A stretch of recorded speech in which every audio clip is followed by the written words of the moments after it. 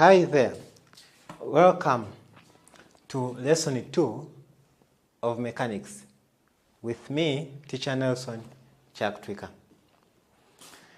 In lesson 1 of mechanics, we introduced what mechanics is, what we shall be doing here in mathematics when it comes to mechanics.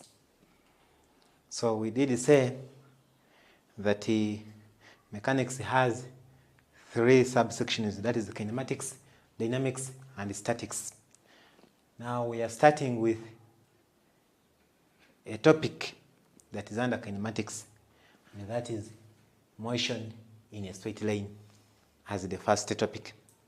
Some other people may call it linear motion.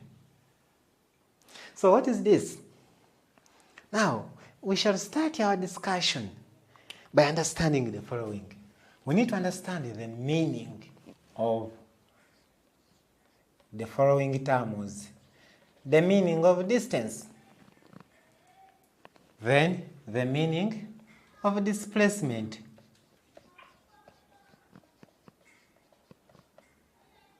the meaning of speed, and the meaning of velocity. What do those terms mean? Yes, some of these terms were seen right away from primary school. For example, in primary school, we could say that speed is equal to distance over time. So you can say distance is here, speed is here. When we come to O level, we introduced the displacement, we introduced the velocity. But now, today we want to make a clear distinction between first, distance versus displacement. Then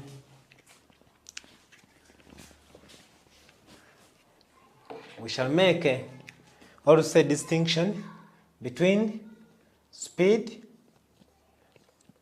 and velocity. Those two. What is this?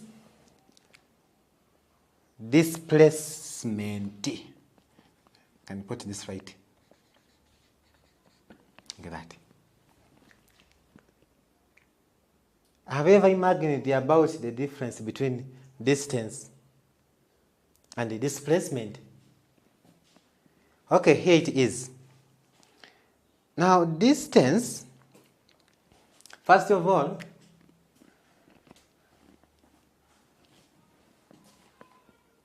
so distance, let me first mention this, is a scalar quantity, whereas displacement is a vector quantity.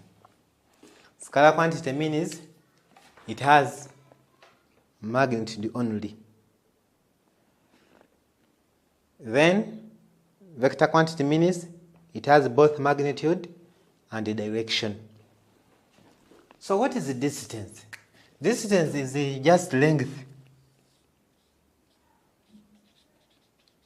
Length covered by a particle. E.g., say 10 meters or 5 centimeters. So simply length, we are not saying that maybe 10 meters in this direction or 5 centimeters in this direction. We don't care about direction. All we need is to know the length covered by a particle. So even if, for example, if this is 10 meters, so if the particle first moves like this, and then it moves back like this. Okay. For example, if maybe this is your home, I can say Let me change this to kilometers. And this is the market. So you move from home 10 kilometers to the market. But then after buying what you wanted from the market, you come back home. So going to the market 10 kilometers, coming back 10 kilometers. In that situation, distance is 10 plus 10, which is 20 kilometers. I am saying the distance you moved in going to the market and then coming back. Now, displacement. This is length covered, or we can say, can I check for the exact word that I want to use here? Okay, we can use length, it's fine. So length covered in a specified direction. So for displacement, saying 10 meters only is not enough. Saying 5 centimeters only is not enough. You must say that 10 meters in this direction, 5 centimeters in this direction.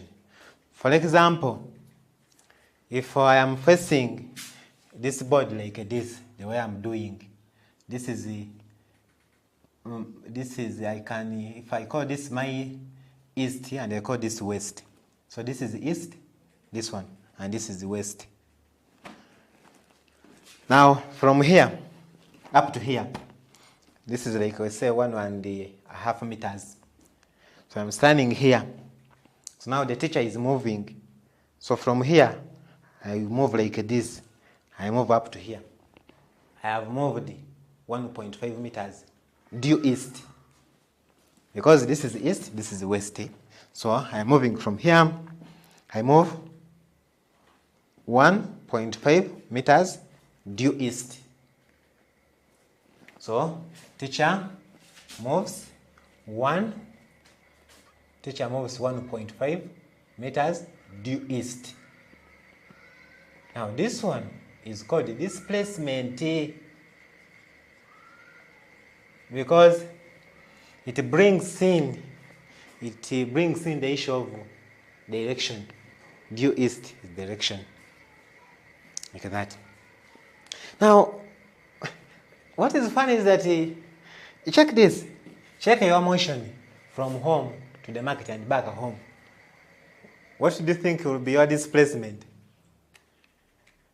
So in such a situation, displacement will look at your initial point and your final point, where you start from and where you end.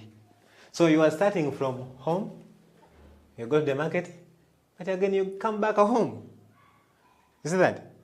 So it's like where your initial point is your final point, home. Home is the initial point, is where you start from. Then you go to the market. Final point is again home. So in that situation, in this market problem, displacement is 0. Displacement is equal to 0. Because your starting point is home. Where you settle in the end is home. So displacement is 0. That is it.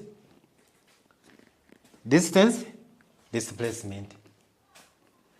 Now we go to speed versus velocity. Speed is in line with distance. Then velocity is in line with displacement.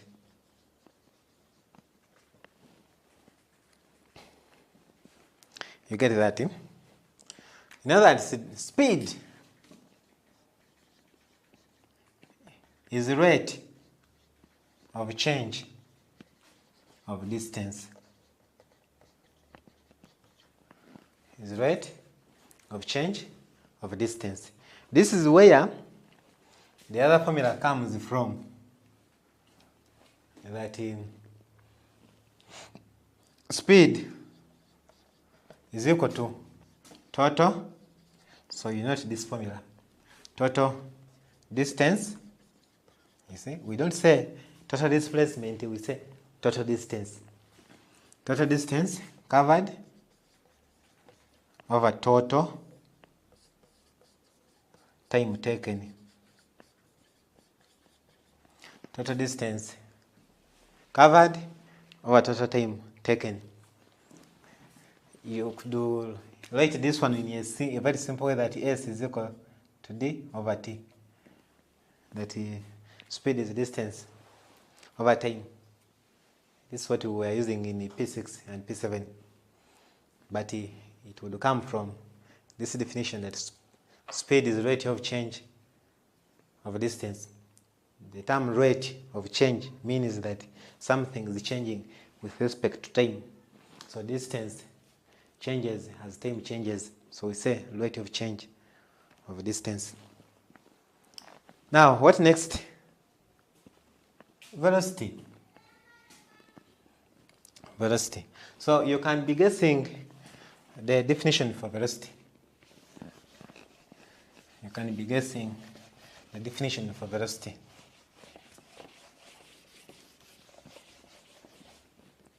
So velocity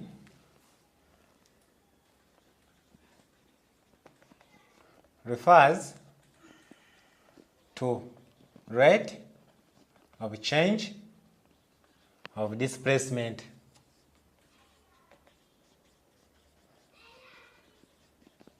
Yes, rate of change of displacement.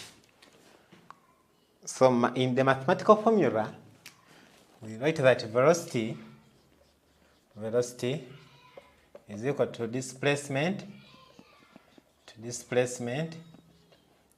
over total time taken. Over total time taken. So that is in the basic difference between speed and velocity. Again, this one is a scalar quantity, just like the friendly distance. And this one is a vector quantity, just like the friendly displacement. So if you're talking about speed, we just say the vehicle is moving maybe at say 60 kilometers per hour. You get it? That is now speed.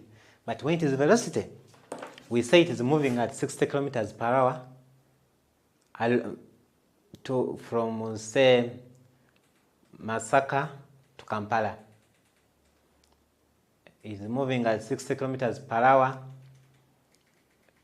towards Jinja from Kampala. So when we talk about velocity, we must bring in direction. You don't just talk about magnitude like for speed. No, direction must come in. Now, we have done all this, but then the work is not yet looking mathematical, because we have not seen numeric examples where we can do some computations and some reasoning. So straight away we shall start on some examples. Number one.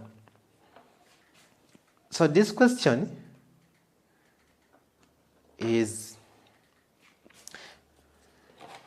will basically bring out the understanding of this formula and this formula.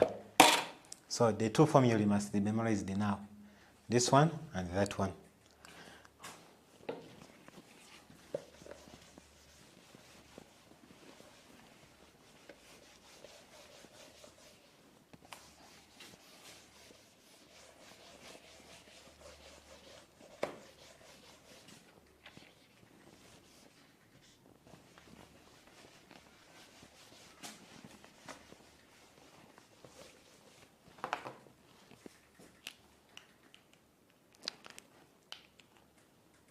So number one, under examples, number one. So the question goes that K, L, and M are 3 points. There are 3 points in that order on a straight rod. On a straight rod with KL, the distance from K to L, being equal to 40 kilometers, and LM being equal to 90 kilometers from L to M. Then we have a woman who travels from K to L at 10 kilometers per hour, and then from L to M at 15 kilometers per hour. Calculate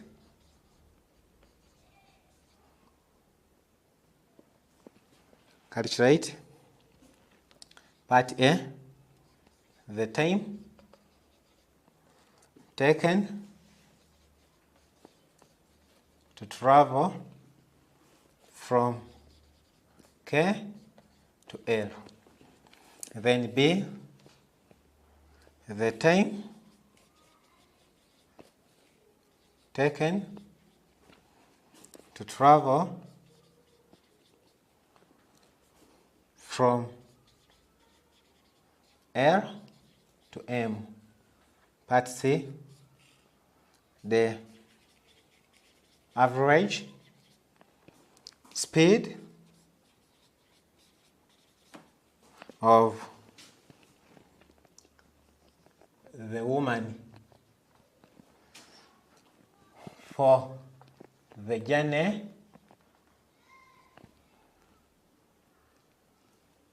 K to M. So this is a typical examination question. It will come like this. And normally, mechanics numbers, most of them will start with some sketch. I should say with some diagram. In some cases, those diagrams are marked. In some cases, they are not marked. But most of them will be marked. And if the diagram is to be marked, and you draw a diagram, we stop the marking at that step. So the diagram must always be correct. And things like lines, forces must be drawn using a ruler in mechanics. A ruler and a pen. So we have that problem. And if you look at the problem, there is a straight road they are talking about.